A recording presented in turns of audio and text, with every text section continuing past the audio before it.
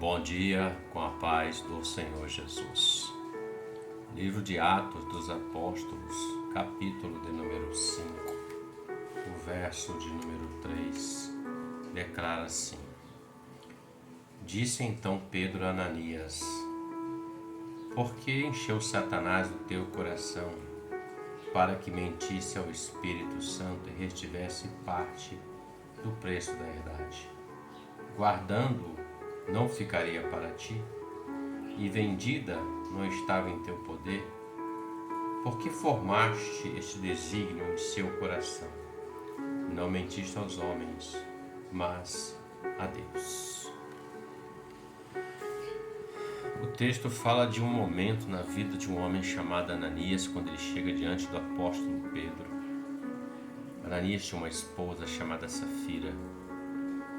E eles tomaram uma decisão, os dois resolveram vender uma posse que tinha uma propriedade e entregar aquela oferta aos pés dos apóstolos da igreja para que assistenciasse os necessitados.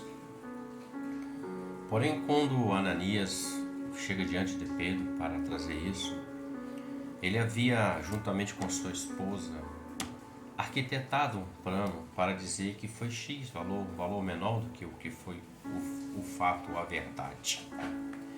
E o texto fala que Pedro, cheio do Espírito, fala: Por que encheu Satanás o teu coração para que mentisse ao Espírito Santo? Pedro não está aqui questionando a questão dele ter vendido e dado menos. Não, ele está dizendo da mentira. Porque nós vemos que ele fala: você não vendendo, não seria seu? O preço seria seu. Então, por que você quer dizer que o preço é X e não foi esse? Ele fala do engano, da mentira. Mas o que eu quero refletir com você é, veja, Pedro fala assim: por que encheu Satanás o teu coração? Quando o homem se deixa levar pelo sentimento do adversário, induzido pela ação do valente, o homem caminha para a morte. Ananias e sua esposa Safira, por conta disso, caminharam para a morte. Pois o texto diz que quando eles chegam ali, ele, primeiramente, expirou seu fôlego de vida. Depois dessa conversa, o Senhor tomou o fôlego de vida dele. Então, quando o homem dá ouvidos ao adversário, o homem é propenso à queda, à morte. Morte física, morte eterna.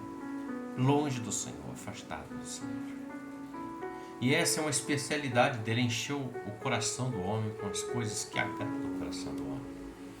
Em outra passagem, Pedro tenta defender o Senhor Jesus, quando Jesus disse que deveria ser entregue às autoridades e que o Filho do Homem seria julgado, seria flagelado. Pedro diz: não te faça isso, não deixe eu fazer isso contigo.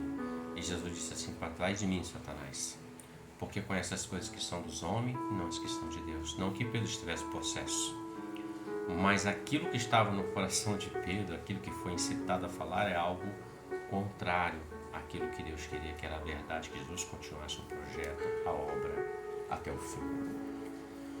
E tantos outros nós vemos na palavra.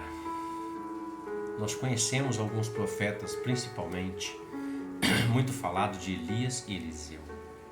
Veja bem, veio Elias, e de Elias veio Eliseu, um dobro da porção de Elias.